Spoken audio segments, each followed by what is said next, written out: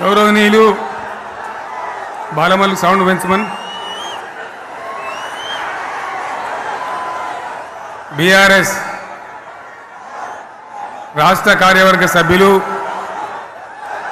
జిల్లా పార్టీ అధ్యక్షులు, గౌరవనీయులైన ప్రజాప్రతినిధులు, మాజీ ప్రజాప్రతినిధులు,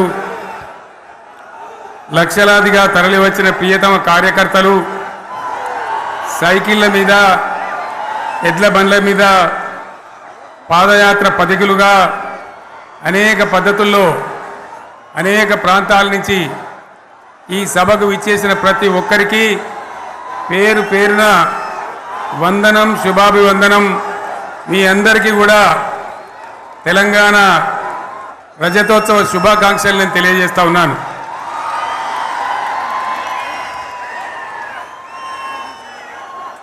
జననీ జన్మభూమిశ్చ స్వర్గాదపి గరీయసి. ఇది శ్రీరామచంద్రుడు లంక మీద యుద్ధం చేసి రావణ సంహారం చేసి అయోధ్యకు తిరిగి రావాలి అనేటువంటి ఆలోచనలో ఉన్నప్పుడు రాముల వారి సోదరుడు లక్ష్మణుడు సహా ఆయన వెంట ఉన్న చాలామంది పెద్దలు లంక చాలా సువర్ణమయంగా ఉంది, అద్భుతంగా ఉంది, మనం ఇంకా అయోధ్యకు ఎందుకు, ఇక్కడి నుంచే పరిపాలన చేద్దామని అంటారు. దానికి శ్రీరామచంద్రుల వారు ఒప్పుకోలేదు. ఆయన చెప్పిన మాట ఏంటంటే, కన్న తల్లిని జన్మభూమిని మించినటువంటి స్వర్గం ఏది కూడా ఉండదు, కాబట్టి మనం అయోధ్యకే తరలిపోవాలని చెప్పి మళ్ళీ అందరిని తీసుకొని అయోధ్యకు రావడం జరిగింది.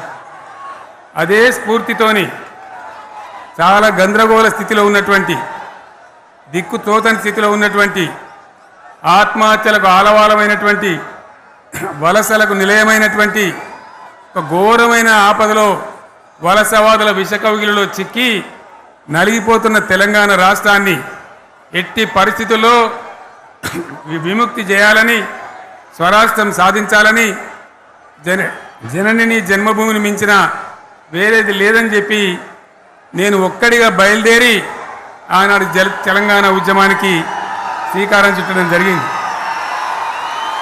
25 ఏళ్ల క్రితం, దయచేసి మీరు గొడవ బంద్ చేయాలి ఏమనుకోవద్దు, సభలో చాలామంది ఉన్నారు, లక్షల మంది ఉన్నారు, మీరు ఆపాలి ప్లీజ్. ఒకటే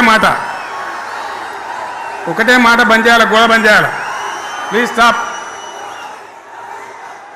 సో ఆ విధంగా 25 ఏళ్ల నాడు ఎగిరినటువంటి జెండా ఈ గులాబీ జెండా. చాలామంది బంద్ చేయాలి, ఏ బాబు బంద్ చేయాలన్నాయ బాబు. ఆ రకంగా ఎగిరిన జెండాను ఎందరో అవమానపరిచింది, ఎన్నో మాటలు అన్నారు, ఎగతాళి చేసిండ్రు, అవహేళన చేసిండ్రు, మకలో పుట్టింది ఉబ్బలో పోతుందని చెప్పిండ్రు. కానీ ఈ జెండా మీ అందరి సహకారంతో, అనేక మంది త్యాగాలతోని, వందలాది మంది ప్రాణ బలిదానాలు కూడా చేయడంతో, అనేక ఉద్యమాలతోని యావత్తు తెలంగాణనే ఒక అద్భుతమైనటువంటి ఉద్యమమై ఎగిసిపడి, ఒక సమయం ఎట్లా వచ్చింది, ఒక సమయంలో అంటే తెలంగాణ యావత్తు ఒక పక్కన నిల్చొని బరి గీసి బిడ్డ నా తెలంగాణ అక్కడ పెట్టు అని చెప్పి నిలబడ్డటువంటి సందర్భం మనందరం కూడా సృష్టించినాం. తద్వారా మన లక్ష్యం తెలంగాణ రాష్ట్రాన్ని సాధించుకున్నాం. ఆ తదనంతరం ప్రజలు దీవిస్తే 10 సంవత్సరాల పాటు అద్భుతమైనటువంటి దగదగలాడే తెలంగాణ తయారు చేసి అందరూ బిత్తరపోయే విధంగా, ఆశ్చర్యపడే విధంగా బ్రహ్మాండమైన తెలంగాణ నిర్మాణం చేసుకున్నాం. ఆ విధంగా 25 సంవత్సరాల సుదీర్ఘ చరిత్రను ఈరోజు ఈ వరంగల్ గడ్డ మీద మనం జరుపుకుంటా ఉన్నాం, రజతోత్సవ సందర్భంలో జరుపుకుంటా ఉన్నాం.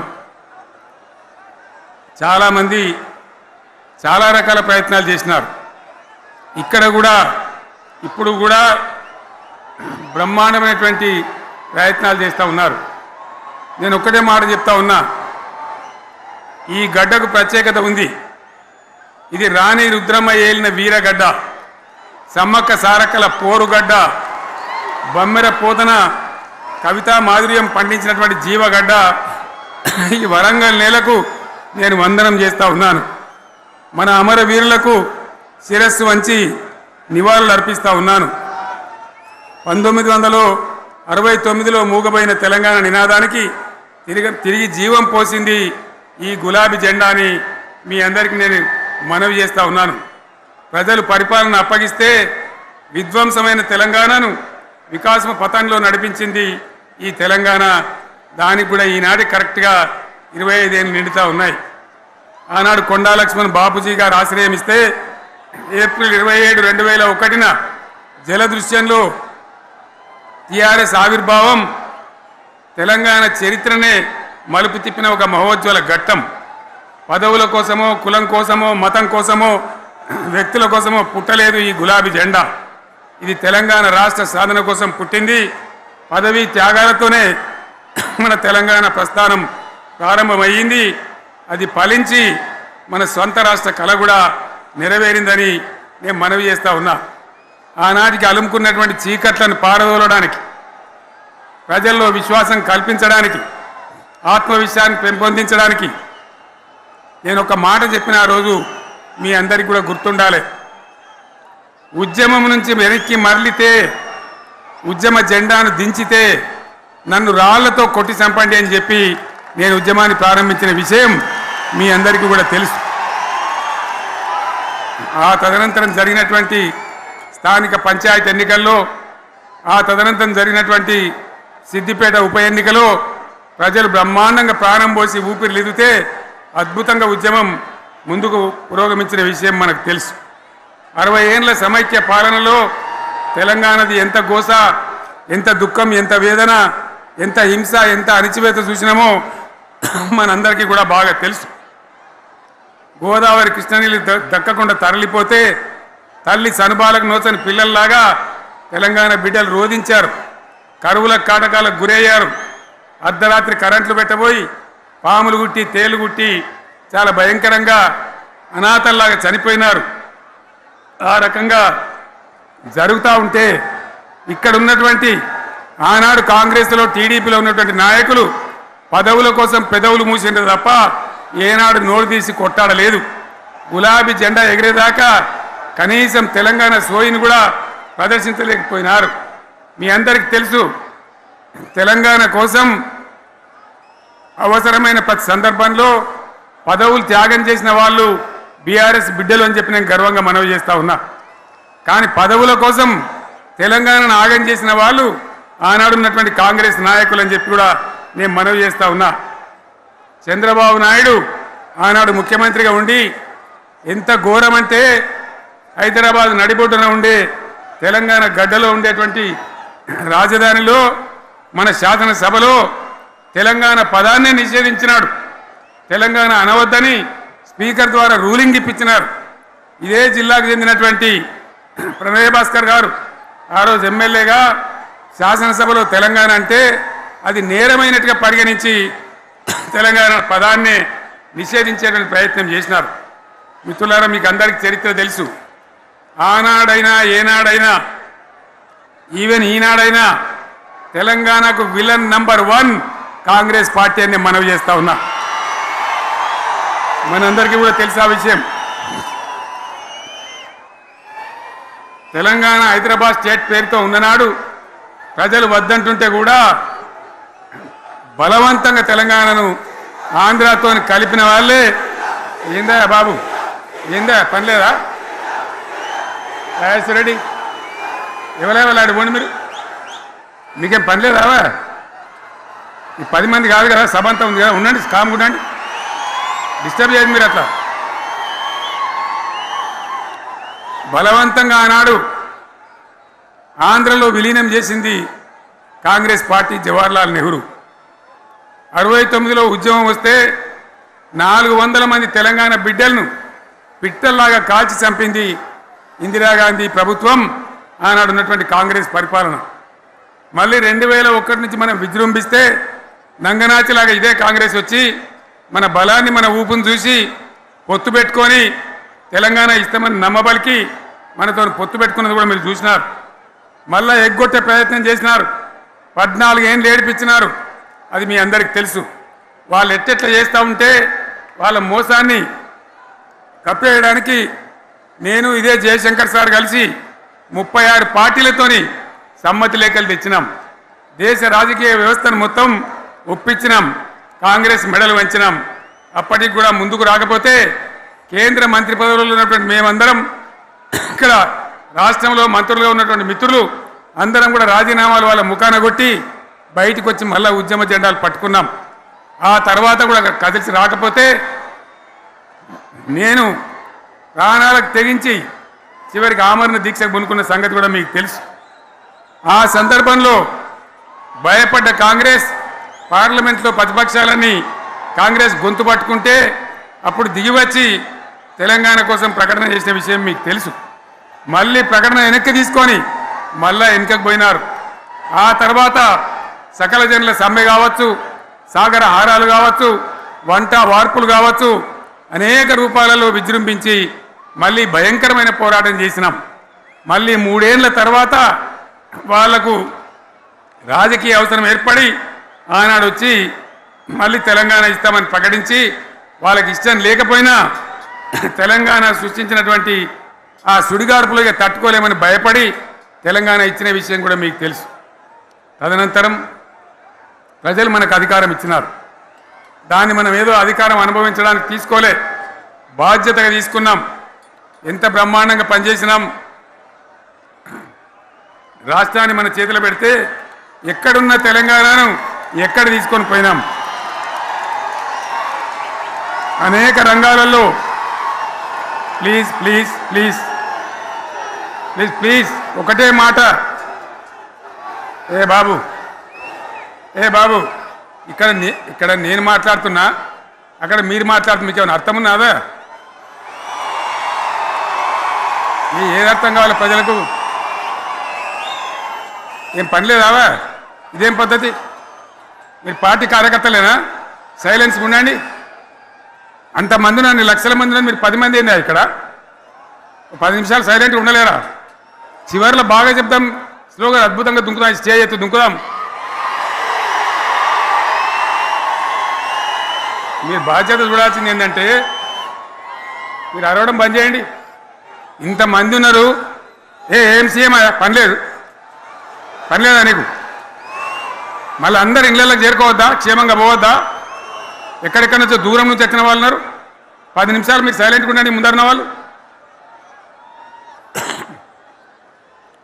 10 ఏళ్ళ బీఆర్ఎస్ పాలనలో ఎక్కడున్న తెలంగాణ ఎక్కడికి పోయింది? ఎన్ని రంగాలలో ఎన్ని అవార్డులు వచ్చినాయి? ఎన్ని అద్భుతమైన పనులు చేసి చూపెట్టినాం. తెలంగాణ అంటే ఒకప్పుడు వెనుకబడ్డ ప్రాంతం, ఎగతాళి చేయబడ్డ ప్రాంతం, పనికిమాలిన ప్రాంతం అనే పేరు పెట్టిన ప్రాంతం. కానీ ఎన్ని రంగాలు, తలసరి ఆదాయాన్ని బ్రహ్మాండంగా పెంచినాం. 90,000 ఉన్న తలసరి ఆదాయాన్ని 3.5 లక్షల పైచీలకు పెంచుకున్నాం. జిఎస్డిపిని దేశంలో నంబర్ 1 స్థానానికి తీసుకెళ్ళినాం. తెలంగాణలో బ్రహ్మాండంగా పెండింగ్ ప్రాజెక్టులన్నీ కూడా కంప్లీట్ చేసుకున్నాం. కల్వకుర్తి కావచ్చు, నెట్టెంపాడు కావచ్చు, భీమా కావచ్చు, ఎల్లంపల్లి కావచ్చు, మిడిమానేరు కావచ్చు, అక్కడ మేఘాల మీద పనిచేసి దాన్ని అంతా కూడా కంప్లీట్ చేసి ఒక్క పాలమూరు జిల్లాలోనే 10 లక్షల ఎకరాలకు సాగునీళ్ళు ఇచ్చుకున్నాం. బ్రహ్మాండమైనటువంటి ఇరిగేషన్ ప్రాజెక్టులు కంప్లీట్ చేసుకున్నాం. 3.5 లక్షల టన్నుల వడ్లు పండించే స్థాయికి తెలంగాణను తీసుకొని పోయినాం. వరంగల్ గడ్డ కోసం, ఇదే జిల్లా కోసం పెండింగ్లో ఉన్న దేవాదుల ప్రాజెక్టును కంప్లీట్ చేసి ఈ గడ్డకు నీళ్లు తెచ్చుకున్నాం. 3 ఏళ్లలో కాళేశ్వరం ప్రాజెక్టు కట్టుకున్నాం. వాగుల మీద, వంకల మీద చెక్ డ్యాములు కట్టుకున్నాం. మిషన్ కాకతీయ పేరు మీద చెరువులన్నిటి పూడికలు తీసుకున్నాం. ఒక అద్భుతమైన తెలంగాణను తయారు చేసుకున్నాం.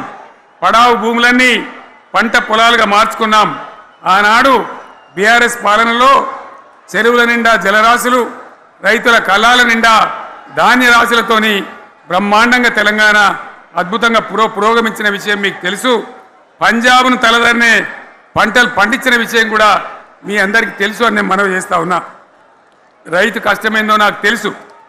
నేను స్వయంగా రైతును కాబట్టి రైతాంగాన్ని కడుపులో పెట్టి చూసుకున్నాం. మీ అందరికి ఒక మాట చెప్తా ఉన్నా, ఈ దేశంలో షేర్షా సూరి అని ఒక రాజు ఉండే. ఆయన కాలంలోనే రెవెన్యూ సంస్కరణలు తెచ్చినారు. నేను చెప్పే మాట మంచి వినాలి మీరు. చరిత్ర పొడుగుతో చూస్తే షేర్షా సూరి నుంచి స్వతంత్ర భారతం వచ్చిన తర్వాత ప్రజాస్వామ్య ప్రభుత్వాలు కూడా రైతుల దగ్గర రకరకాల శిస్తులు వసూలు చేసినారు, రైతుల దగ్గర డబ్బులు వసూలు చేసినారు, తహసీల్ రకాలు వసూలు చేసినారు, నీటి తీరువాలు వసూలు చేసినారు. కానీ రైతును చూడాలని వాడు అందుకోలే. భారతదేశంలోనే ఎక్కడ కూడా లేని స్కీమ్ నన్ను వాళ్ళు అడగలే, ఎలక్షన్లలో చెప్పలే. నాకు నేనుగా ఆలోచించి ప్రభుత్వమే ఆలోచించి రైతు బంధు పథకాన్ని తెచ్చినాం. చాలా బ్రహ్మాండంగా రైతు బంధు పథకాన్ని అమలు చేసినాం. రైతాంగానికి ఎటువంటి కరెంట్ ఇచ్చినాం, ఎంత అద్భుతమైన కరెంట్ ఇచ్చినాం. ఆంధ్ర వలసవాద ముఖ్యమంత్రులు ఏం మాటలు మాట్లాడినారు. తెలంగాణ వస్తే కారు చీకట్లు అవుతాయి, మీకు కరెంటే రాదు, మీకు పంటలు పండియే రాదని చెప్తే వాళ్ళ నోర్లు మూయించేలాగా ఉత్తమమైనటువంటి ట్రాన్స్ఫార్మర్ కావాలన్నటువంటి మోటార్లు కావాలన్నటువంటి నాణ్యమైన కరెంటును 24 గంటలు సప్లై చేసినాం. రైతు ఇంట్లో కూర్చుంటే పొలాల కాడ బోర్లు దుంకినాయి, మీరందరూ కళ్ళారా చూసినారు. నాకంటే ఆ విషయం మీకే ఎక్కువ తెలుసు. అదేవిధంగా రైతులు చనిపోతే 2 ఎకరాలు 3 ఎకరాలు ఉన్న రైతులు ఏముంటుంది, వాళ్ళకి ఆదాయం ఉండదు. వాళ్ళు సస్తే బీఆర్ఎస్ రాకముందు పట్టించుకున్న నాతుడు లేడు. అదే బీఆర్ఎస్ వచ్చిన తర్వాత రైతు బీమా ఇచ్చి వాళ్ళు చనిపోయినాక 8 రోజుల్లోనే వాళ్లకు రైతు బీమా అందే విధంగా ఆనాడు చర్యలు తీసుకున్నాం.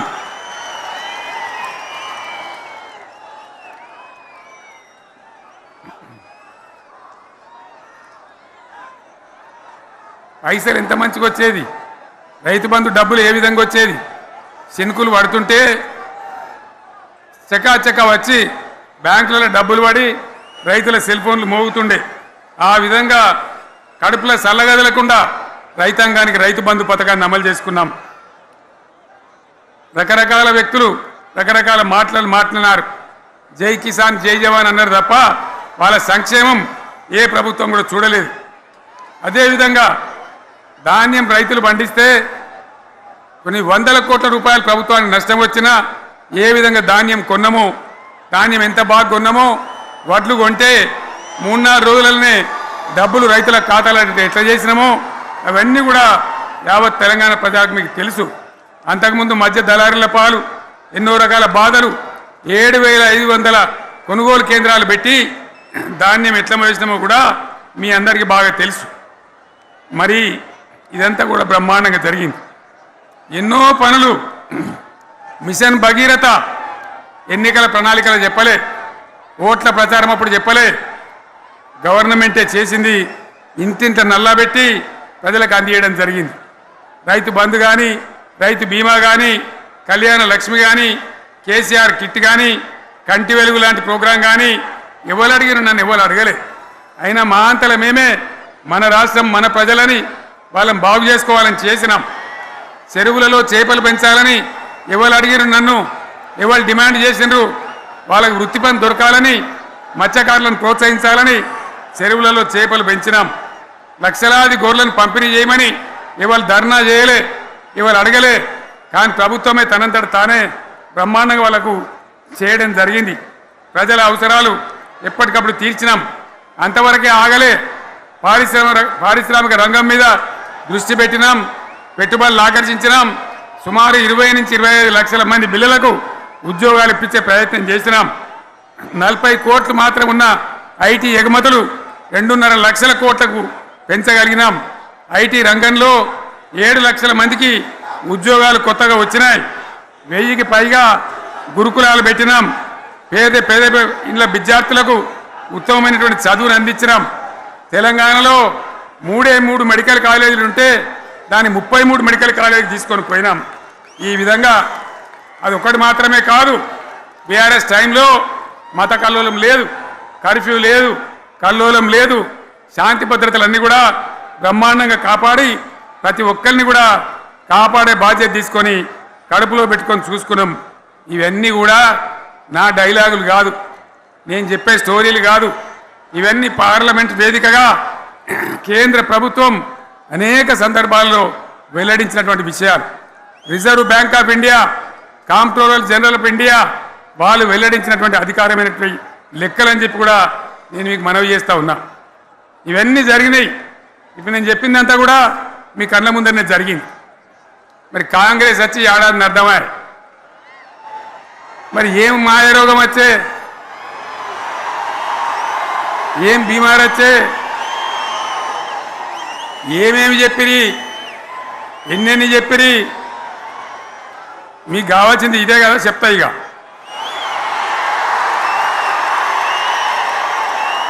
వాళ్ళ కథ చెప్పే ముందు మన కథ కూడా చెప్పాలి కదా. ఏమేం మాటలు మాట్లాడినరు. అరే మళ్ళీ సీఎం పెట్టిరా భయ్, ఏడకెళ్ళి మోపోయినరా మీరు? బుద్ధి లేదా? ఆగు, ఏమైనా లుబాబీ ఆగు. వద్దంటే మళ్ళీ ఏందండి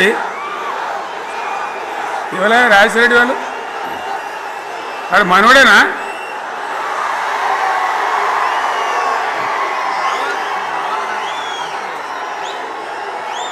ఎన్నెన్ని మాటలు చెప్పిరి. వరుస బట్టి గోల్మాల్ దింపుట్ల కాంగ్రెస్ను మించిన వాళ్ళు లేడు, అబద్ధాలు చెప్పుట్ల కాంగ్రెస్ను మించిన వాళ్ళు లేడు. ఎన్ని చెప్పిరి. ఇక్కడ ఉన్నోళ్ళు జాలరని ఉన్న గాంధీలు లేని గాంధీలు డూప్లికేట్ గాంధీలు అంతా ఢిల్లీకి వెళ్ళి కూడా దిగిరి, చప్పట్లు కొట్టి డాన్సులు చేసి స్టేజీల మీద. ఒకటి చెప్పిండ్రా, ఏమిత్తాడా కేసీఆర్ రైతు బంధు 10,000 ఇస్తాడు, మేము 15 ఇస్తాం చెప్పిండ్రా? చెప్పిండ్రా లేదా? చెప్పిండ్రా? ఈచుడు ఇచ్చుడు కాదు, చెప్పిండ్రా? 10,000కు 15,000 ఇస్తామని అన్నారా? కేసీఆర్ పెన్షన్లు 2,000 ఇస్తాడు, మేము 4,000 ఇస్తాం చెప్పిండ్రా? ఇంకేం చెప్పిండ్రు? కేసీఆర్ ఇంట్లో ఇద్దరుంటే ఒకరికే ఇస్తాడు, మేము ముసలోనికి ఇద్దరికి ఇస్తాం చెప్పిండ్రా? చెప్పిండ్రా లేదా? అన్న మీరు మధ్యన్న వాళ్ళు చెప్తలేరు, చెప్పిండ్రా? ఇవన్నీ కాంగ్రెస్ వాళ్ళు చెప్పిండ్రా? చెప్పిన వాళ్ళు ఒకసారి చేయలేవటారు దయచేసి.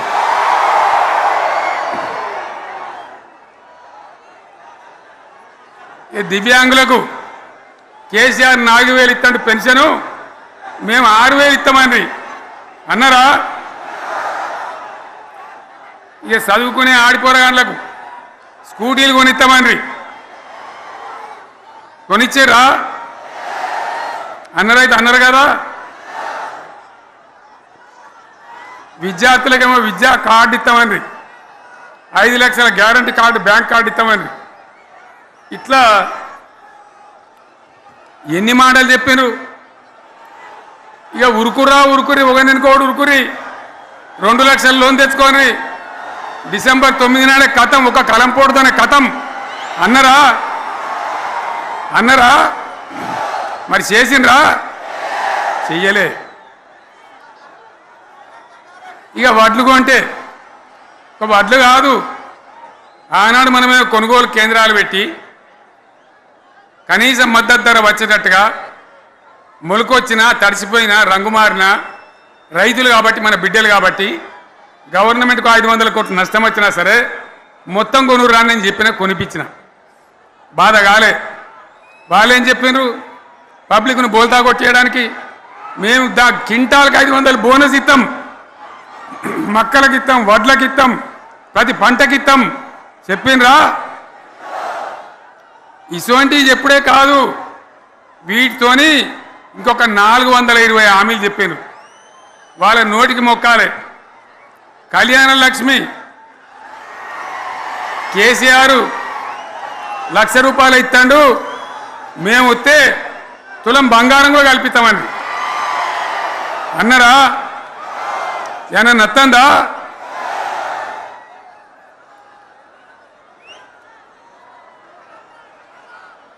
ఇక హామీలు ఇచ్చుడు కాదు, పెద్ద పెద్ద బుక్కులు వంచి ఊరూరికి వంచారు. ఇక సిగ్గులేక ఊళ్ళ పంట తిరిగి బాండ్ పేపర్లు రాసిచ్చారు. బాండ్ పేపర్లు ఇంటింటికి తిరిగిండ్రు. చెప్పిండ్రా? చాలా మంది అడిగిండ్రు. మరి మీరు అడ్డగోలు చెప్తున్నారు, అడ్డం పొడుగు చెప్తున్నారు, ఎటువంటి అడ్డ చెప్తున్నారు, యాడికెళ్ళి ఇస్తారా భయ అని అడిగాను. పేపర్ వాళ్ళు అడిగాను. ఇప్పుడు ఆర్థిక మంత్రి ఉన్నాయన టీవీలలో చెప్పిండు, ఆయన ఇస్తాం, చేసి చూపిస్తాం, మాది పేద పార్టీ, 120 ఏళ్ళ అనుభవం ఉన్న పార్టీ, మమ్మల్ని మించిన సిపాయిలు లేరు అని ఒకటి జబ్బలు తరిచే, ఒకటి మెడలు తరిచే డైలాగులు కొట్టి మేము ఇచ్చేస్తామన్నారు. ఇచ్చిండ్రా? ఇయ్యలే. రుణమాఫీ చేయలే. మధ్యలో పార్లమెంట్ ఎలక్షన్ వచ్చినాయి. అప్పుడు నాకు కాలు ఇరిగింది. కుంటుకుంటున్నాం మెంటుకుంటున్నాం, మళ్ళీ నేను బయలుదేరిన. ఆ దెబ్బకి ఏం చేసిండ్రు? తెలంగాణలో ఎన్ని దేవుళ్ళు ఉన్నాయో అన్ని దేవుళ్ళ మీద ఒట్లు పెట్టుకున్నారు. పెట్టిండ్రా?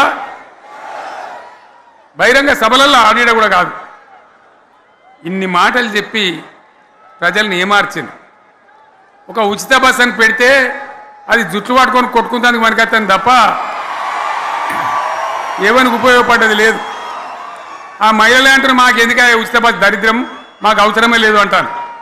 అటువంటి ఒక్క పథకం పెట్టి ఇక ఇప్పుడు మళ్ళీ పెద్ద నోరు పెట్టుకొని వాళ్ళే మాట్లాడతారు. అంటే అంటే మాట్లాడతారు, అబద్ధాలు చెప్తారు.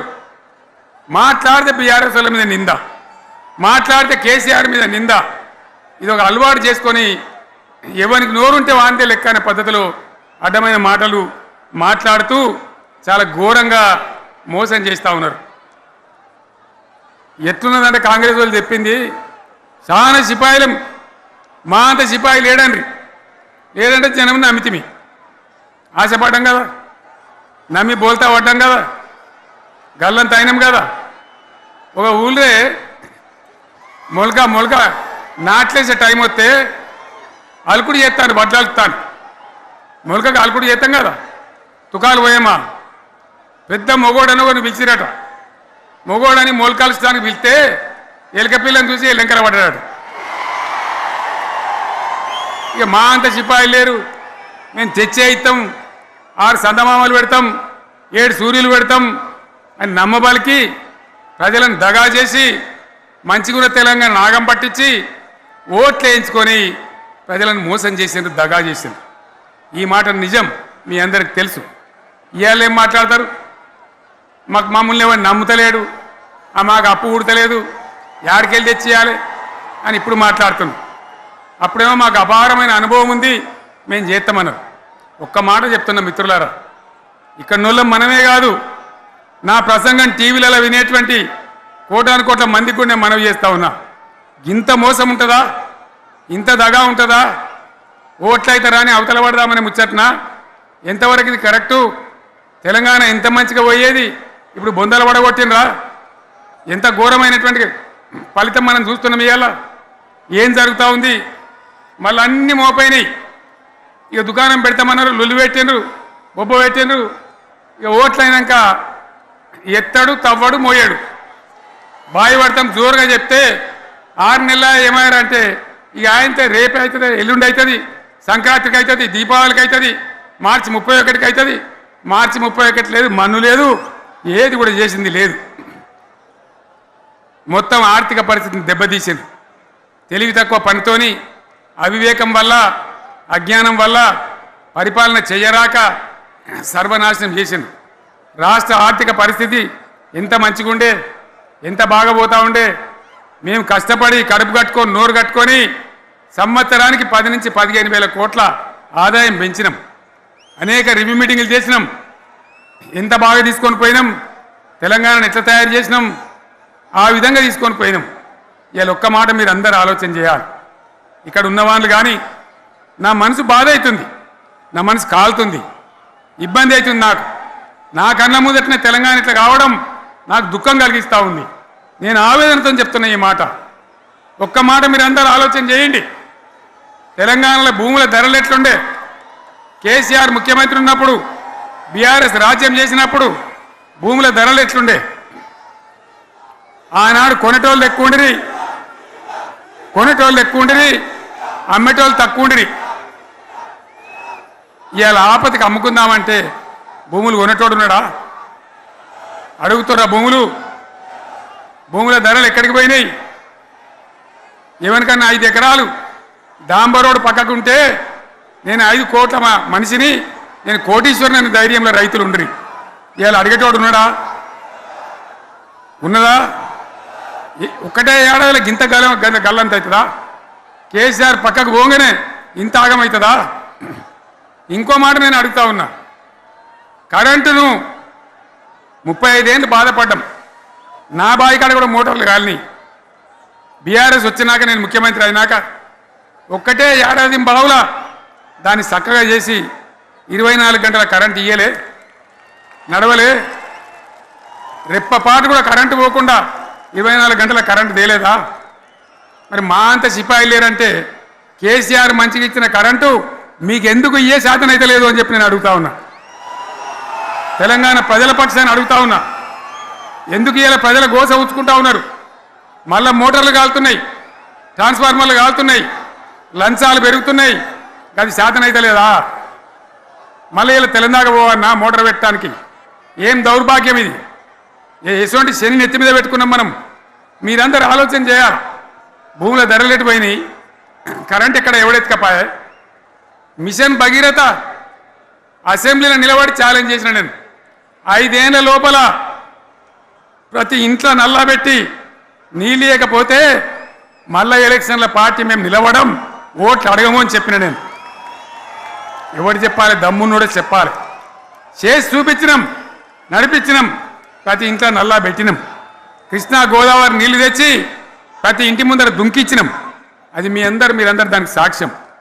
ఇలాగా మంచినీళ్ళు కట్నే ఇల్లు పెట్టినపోయి ఉన్న పథకం కేసీఆర్ ఆయమల్ని అయిపోయింది. ఇంకా మంచినీళ్ళు కూడా ఇయ్యే శాతం అయితే లేదా? మేము ఇంత సిపాయిలం అంత సిపాయిలం అని ఎగిరెగిరి దుంకితే మాట్లాడితే మంచినీళ్ళు ఇచ్చే కూడా శాతం అయితే లేదా? మంచినీళ్ళు పోతాయి, కరెంటు పోతుంది, వడ్లు కొనే దిక్కు లేదు. వడ్లు కొంటానరా? కళ్ళాల కాడ 15 రోజులు వడ్లు కొనే దిక్కు లేదు, అడిగే దిక్కు లేదు. సర్కారు కొనకపోతే దిక్కుమాలని దేవుడా అని ప్రైవేట్ మిల్లర్లకు అమ్ముకుంటున్నాం.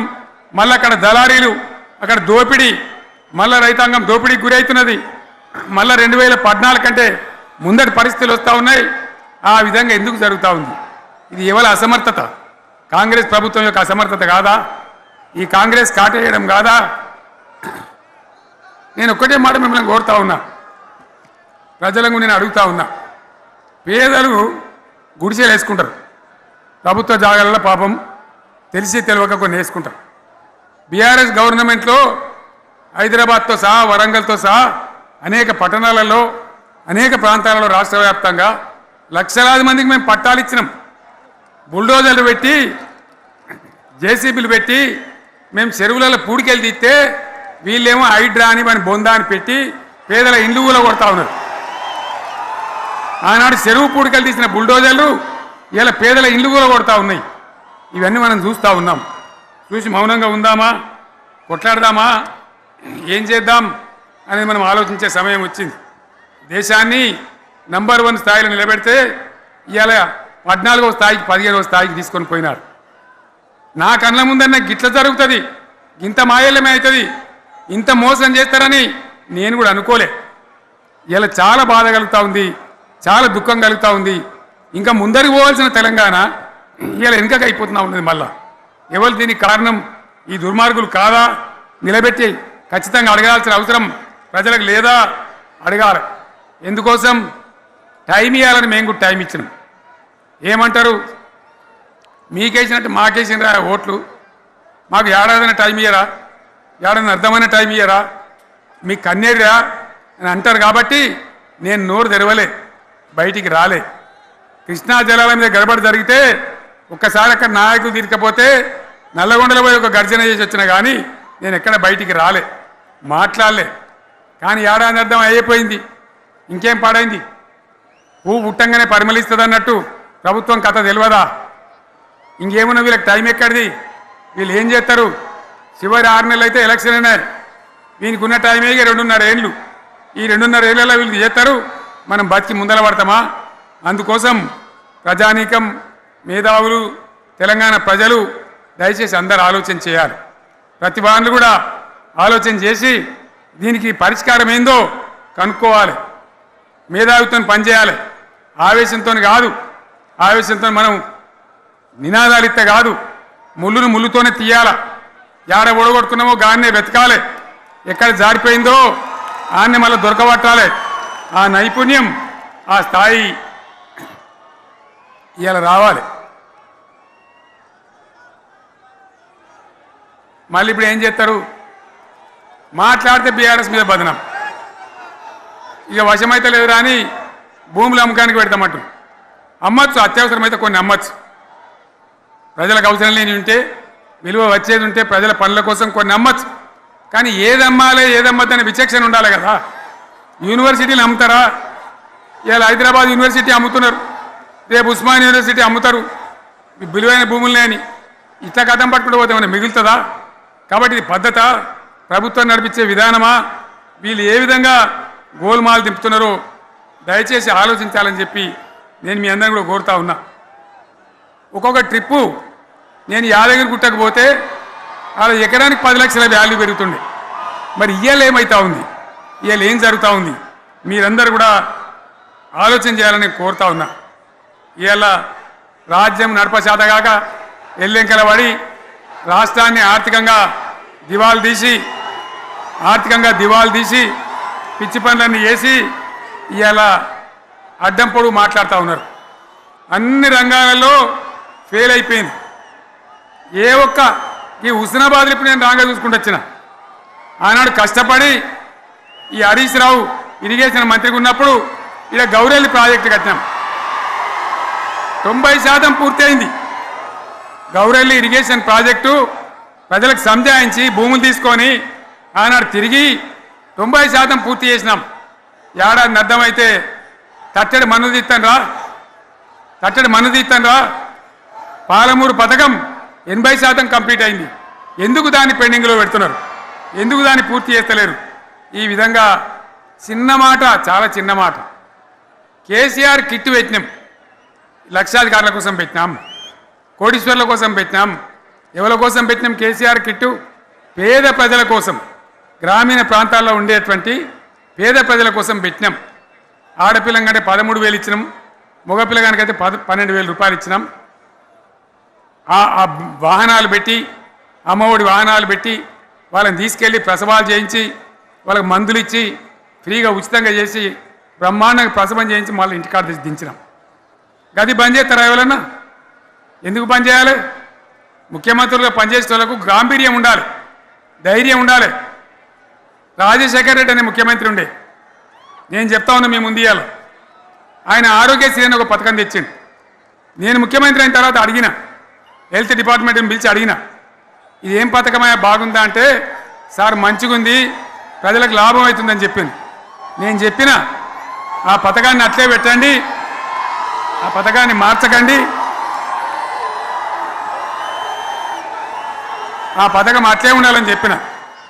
అక్కడ చెప్పడం కాదు, నేను అసెంబ్లీలో చెప్పిన, ఇది మా స్కీమ్ కాదు, కాంగ్రెస్ గవర్నమెంట్ ప్రారంభించింది, దాని పేరు కూడా మేము మారుస్తలేం, కానీ కొనసాగించాలని చెప్పినాం, కొనసాగించినాం. అది మీ అందరికి తెలుసు. ఇలా వీళ్ళు కేసీఆర్ ఆనవాళ్ళు లేకుండా చేస్తాం, కేసీఆర్ ముచ్చట లేకుండా చేస్తారా? ఇవాళ మనం కూడా సభ పెట్టుకుంటే ఎన్ని అడ్డంకులు దానికి. ప్రైవేట్ స్కూళ్ళు బస్సులు ఇస్తే వాళ్ళకు నోటీసులు ఇవ్వడం, అడుగడుగున ఆర్టీఏ అధికారులను పెట్టి పోలీసులను పెట్టి ట్రాఫిక్లు జామ్ చేయడం. ఇప్పుడు కూడా సభకు రావాల్సిన వాళ్ళు 1,50,000 మంది బయటనే ఆగిపోయింది. ఇటు హనుమకొండ దిక్కు, అటు హుజూరాబాద్ దిక్కు, ఇటు సిద్దిపేట దిక్కు 3 రోడ్ల మీద కూడా జాములున్నాయి. నేను అడిగిన నాయకులు ఏందా అంటే, ఇబ్బంది అవుతుంది సార్, రానిత్తలేరు, మధ్యలో ఇబ్బందులు కలిగిస్తున్నారు, కొన్ని లారీలు తెచ్చి అడ్డం పెట్టాను పనికిమాలని అని చెప్పి జామ్ అయిపోయి అక్కడనే ఆగిపోయింది. నేను అన్న ఇంకో అర్ధగంట ఆగి మాట్లాడదామంటే మా వాళ్ళంతా ఉండి, లేదు మనోళ్ళు దూరం పోవాలి, ఇక రానోళ్ళు ఎట్లా అందరూ మనం మాట్లాడి సభ ముగించాలని చెప్తే నేను వేదిక మీదకి వచ్చిన. ఇన్ని అడ్డంకులు, ఇంత కడుపు ఆపుతారా? బీఆర్ఎస్ సభలను ఆపుతారా? ఈ ప్రపంచనాన్ని ఎవడాపుతాడు? ఆగబడితే ఆగుతుందా? నేను ఒక్క మాట పోలీసు మిత్రులకు మనవి చేస్తా ఉన్నా. ప్రజాస్వామ్యంలో ప్రజలకు అడిగే హక్కు ఉంటుంది, తప్పకుండా అడుగుతారు ప్రజలు. ఈ అడిగే హక్కును సోషల్ మీడియాలో బీఆర్ఎస్కు సోషల్ మీడియా వారియర్స్ ఉన్నారు, వాళ్ళు బ్రహ్మాండంగా పనిచేస్తున్నారు, ఖచ్చితంగా అడుగుతున్నారు ప్రజల తరఫున.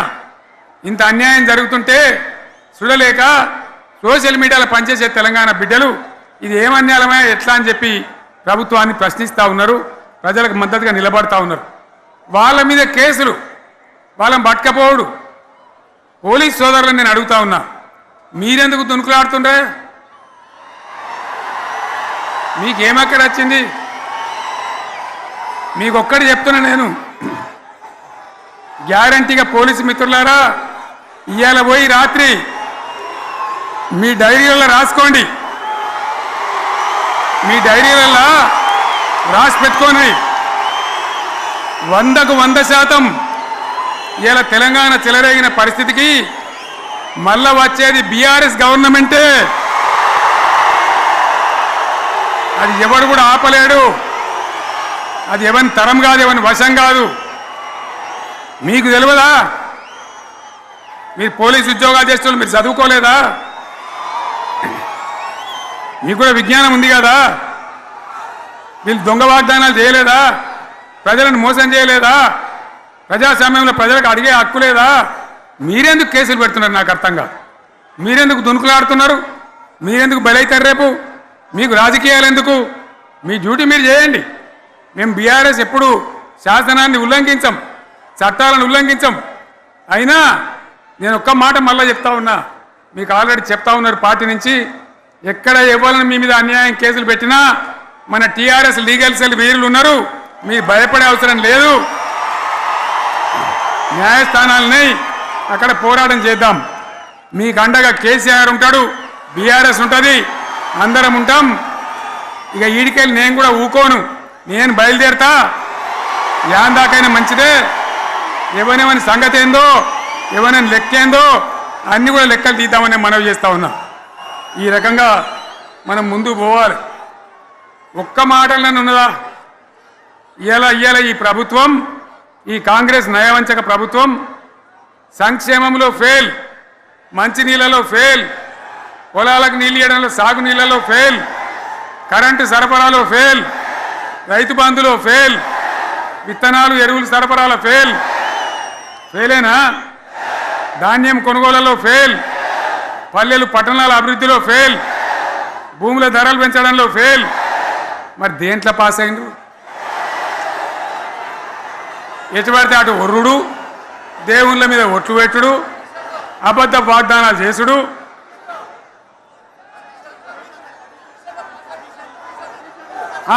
కమిషన్ అట 20-30% కమిషన్లు తీసుకున్నాడు, సంచులు నింపుడు, సంచులు మోసుడు.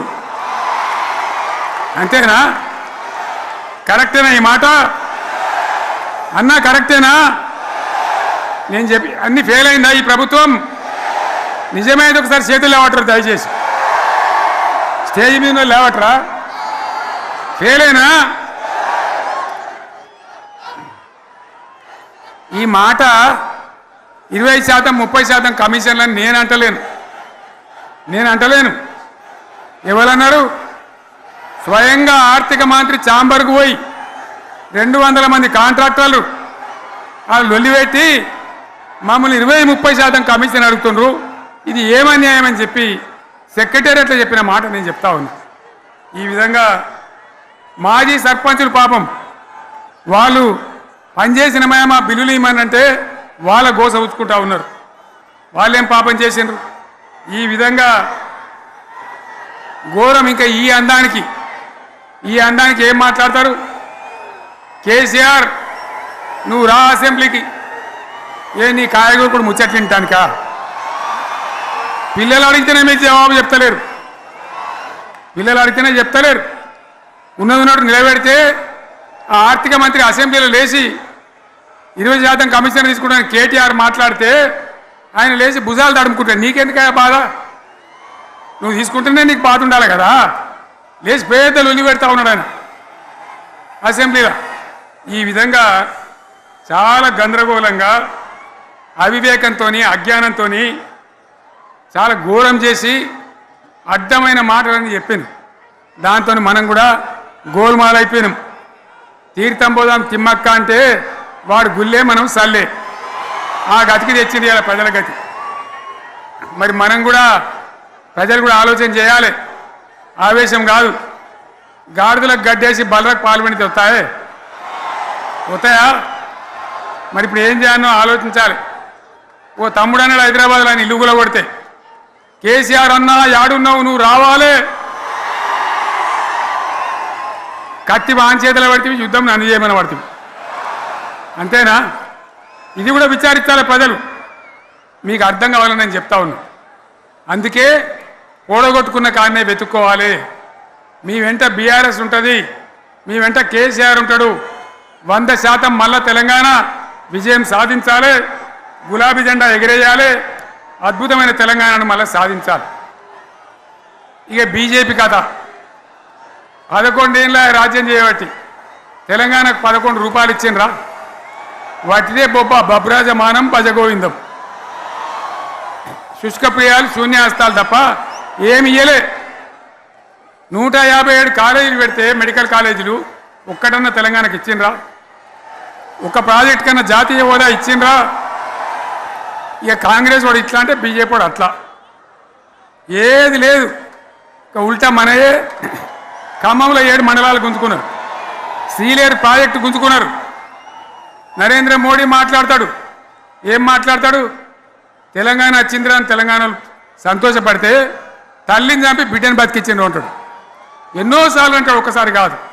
ఈ విధంగా అది కూడా మనం వెనకొచ్చేది కాదు.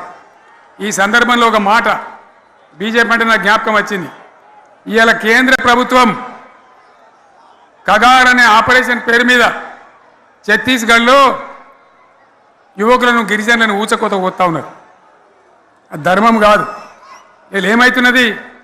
నక్సలైట్లు ప్రతిపాదన పెడుతున్నారు. మేము ప్రభుత్వం దగ్గరకు వచ్చి చర్చలు చేయడానికి సిద్ధంగా ఉన్నాము అంటున్నారు. నేను కోరుతా ఉన్న కేంద్ర ప్రభుత్వాన్ని, బలమున్నది కదా అని చంపుకుంటా పోవుడు కాదు, అది ప్రజాస్వామ్యం కాదు. ఆపరేషన్ కగార్ వెంటనే ఆపేయండి. వాళ్ళని పిలిచి, ఆ నక్సలైట్లను పిలిచి డెమోక్రటిక్ స్పేస్ ఇచ్చి చర్చలు జరపండి. వాళ్ళు ఏం మాట్లాడతారో చూడండి. అది కూడా నల్లనా తెల్లనా దేశం ముందటికి రాని. కానీ అట్లా కాదు, మొత్తం ఏరి పారెత్తాం, కోసి పారెత్తాం, నరికి పారెత్తాం అంటే మిలిటరీ ఉన్నది మీ దగ్గర కొడతారు. కానీ ప్రజాస్వామ్యం అనిపించుకోదు. ఈ మాట ఢిల్లీకి ఉత్తరం పంపిద్దామా? మీరందరూ సపోర్ట్లు కొడితే తీర్మానంగా భావించి దాన్ని కేంద్రానికి పంపిద్దాం.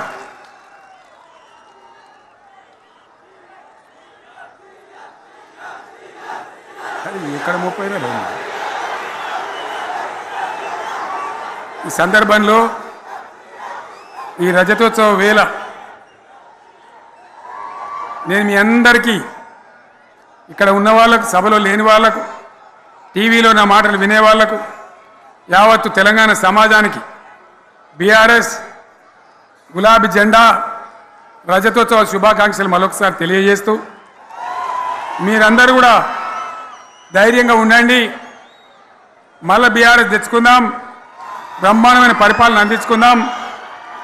వీళ్ళు చెడగొట్టేటివన్నీ మళ్ళీ మంచిగా చేసుకుందాం, బ్రహ్మాండంగా ముందుకు పోదాం, పురోగమించుదాం. ఒక అద్భుతమైన తెలంగాణ, ప్రతి వ్యక్తి ముఖంలో చిరునవ్వులు చిందించే తెలంగాణ తయారు చేసుకుందామని చెప్పి మీ అందరికీ మనవి చేస్తూ, ఇంత పెద్ద ఎత్తున ఈ సభకు గవర్నమెంట్ వచ్చిన ఏడాది నరలోనే మీరు కదిలి వచ్చిందంటే మీరు కూడా ఒక నిర్ణయానికి వచ్చినట్టు కనబడుతూనే ఉంది. ఓట్లు ఎప్పుడు వస్తాయని చూస్తాను. నేను ఇంకో మాట చెప్పాలి, ముఖ్యమైన మాట ఏంటంటే, వీళ్ళు అక్కడిక్కడ ఎందుకని మీరు లేచొచ్చిండ్రు ఫోటోల కోసం?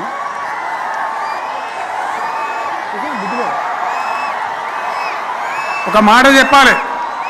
ఏంటిది? ప్రభాకర్ రెడ్డి అని మా ఎమ్మెల్యే ఉన్నాడు, దుబ్బాక ఎమ్మెల్యే. ఆయనతో ఎవరో హైదరాబాద్లో మాట్లాడితే, అన్న ఇంకా 3 ఏళ్ళు భరించాను ఈ గవర్నమెంటు అని మాట్లాడింది. ఆయన మాట చెప్పిండు విలేకరులు. అలా చూసారా మా గవర్నమెంట్ పడగొడతారట. మేమెందుకు పడగొడతాం రా భయ్? మాకేమైనా కాల్చేరు గులగుల పెట్టినాయా? మేమా కిరికిరి పని చెయ్యం బిడ్డ. మీరే ఉండాలి. ఓట్లు తీసుకున్నారు, చక్కగా పని చేయకపోతే మీ ఈపులు ప్రజలే సాఫ్ చేస్తారు. అంతే కదా? మేము పడగొట్టాం, మీ గవర్నమెంట్ పడగొట్టాం. ఎందుకంటే మీ సంగతి ఏందో మా సంగతి ఏందో ప్రజలకు పూర్తిగా అర్థం కావాలి.